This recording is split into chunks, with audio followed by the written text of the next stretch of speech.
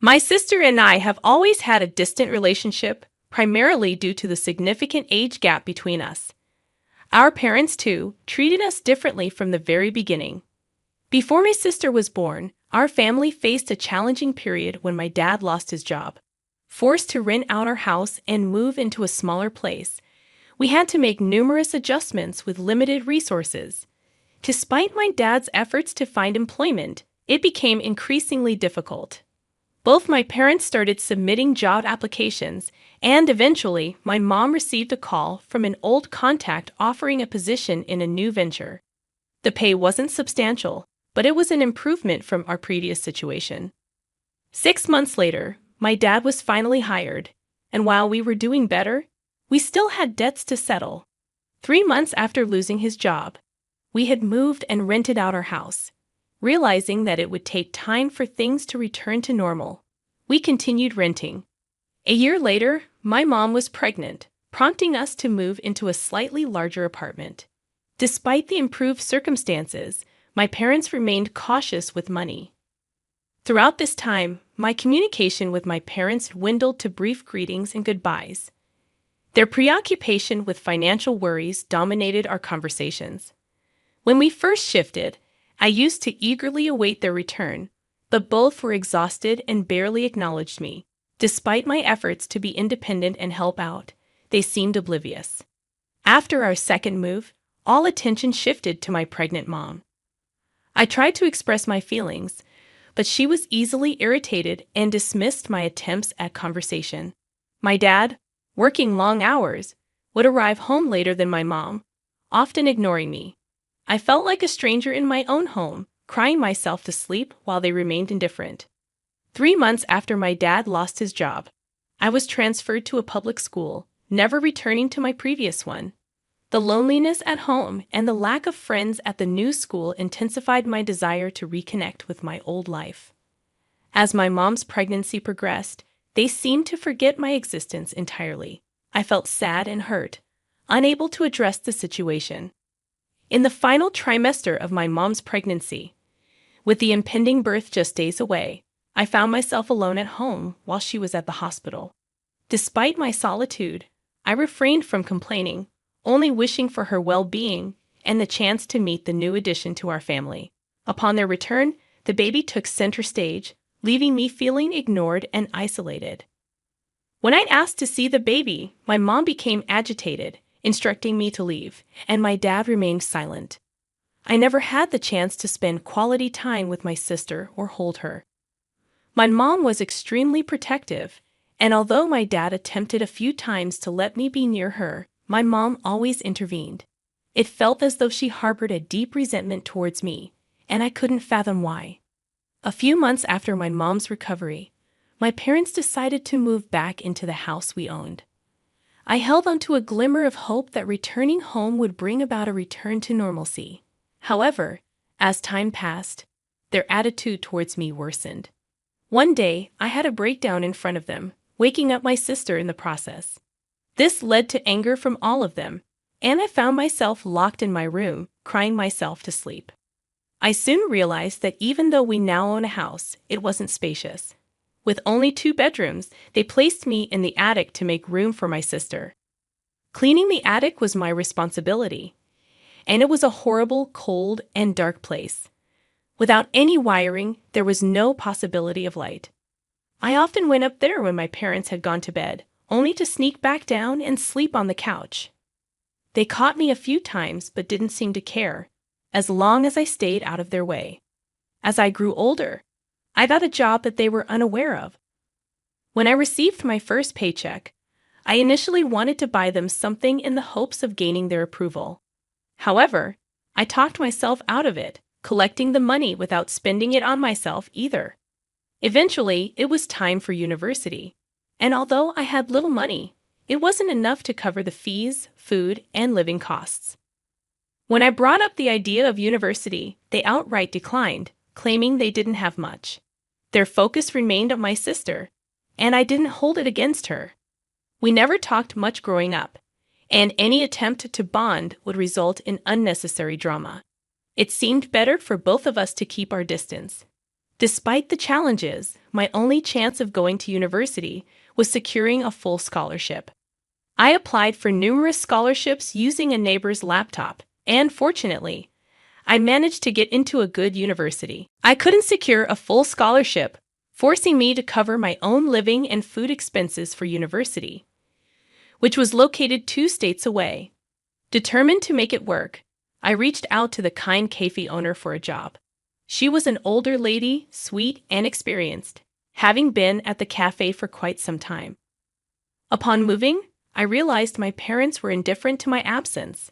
They wouldn't even notice if I hadn't informed them. The challenge of finding affordable housing seemed daunting given the high costs and required down payments. Seeking refuge, I approached the cafe owner, explaining my situation. She empathized with my predicament and offered a room upstairs, deducting the cost from my paycheck. Grateful for a roof over my head, I took on additional jobs in my free time. The cafe owner, expressing genuine concern for me, surprised me with her kindness. Slowly, I settled into my new life, successfully navigating university and securing a position through pre-placements. With the prospect of a stable job, I purchased expensive clothes for the first time, realizing my worn-out hoodie wouldn't suit the professional image I needed. The first person I shared my success with was the cafe owner, who had been a pillar of support when I needed it the most.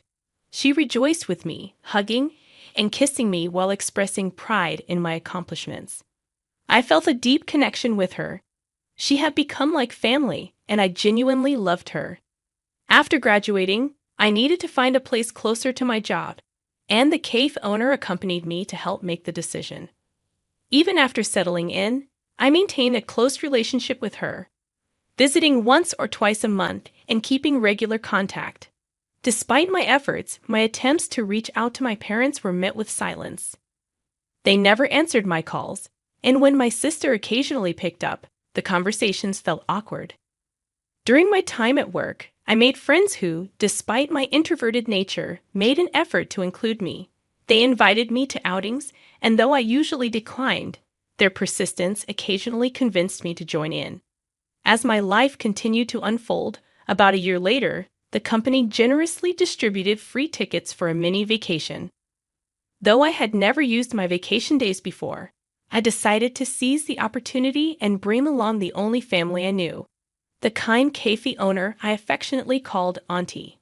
She wasn't old enough to be a grandma, and I insisted on her being my travel companion.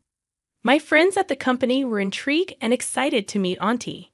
Interestingly, she turned out to be an extrovert and quickly became friends with my colleagues. During the trip, a guy approached me and Auntie, in her exuberance, encouraged me to spend time with him. To my surprise, that encounter led to a deeper connection, and he eventually became my husband. He lived conveniently close to where I worked. Upon returning from the vacation, my now husband called me and asked me out. We dated for 2 months, were in a relationship for 3 years, and have now been happily married for 4 years. Despite the joyous occasion, my past with my family loomed in the background. When I invited my parents and sister to my wedding, they were no-shows. My then-fiancé was aware of the situation and was understandably upset, even contemplating not inviting them. A year or 2 later, my sister got married, and I was not on the guest list. I saw pictures online and congratulated her, understanding that her lavish wedding was likely funded by our parents. It didn't bother me. I had moved on and found happiness in my life. During this time, I was pregnant with our first child, and my husband, along with his supportive parents, became my new family.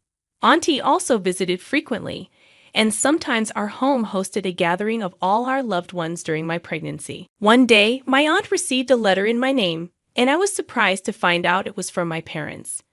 I thought they might have heard about my pregnancy and wanted to reach out. I had informed them of my university address years ago, and my contact information had changed since then. At 5 months pregnant, I spoke to my husband about it, and he was understandably hesitant, given the sudden reappearance of my estranged parents after years of silence. My husband, concerned about potential inappropriate content in the letter, asked if he could read it first. He was always careful around me, especially since I was pregnant. When my aunt brought the letter 2 to 3 days later, my husband's expression turned to disgust as he read its contents.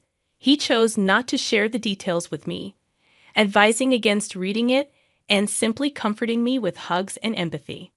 Eventually, I decided to face the reality and asked my aunt to read the letter aloud.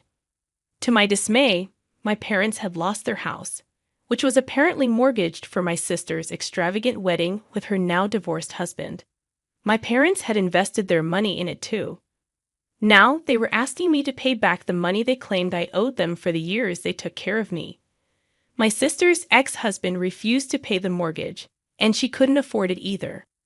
Sitting there with a blank face, my husband's comforting arms around me, I felt pure disappointment. That night, I went to sleep crying, feeling guilty for letting my baby be affected by my selfish parents. However, I decided not to let them disrupt my happiness.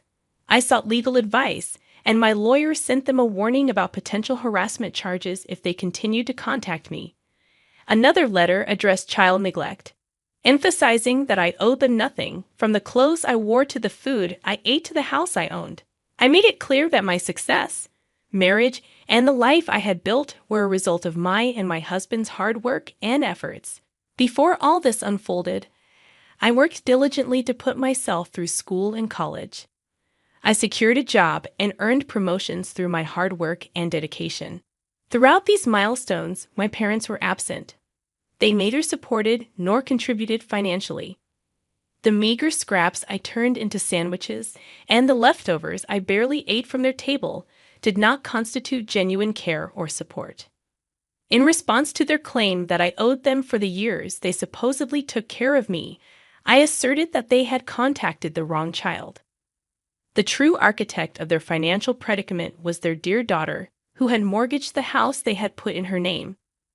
I made it clear that they had dug their own hole and should climb out of it by themselves.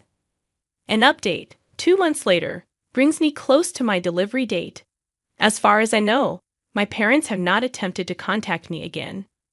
My sister, it seems, gave the house to the bank, and I'm unsure if they owe any more debts. They appear to be back to where they started, and with this update, I consider this chapter of my life concluded.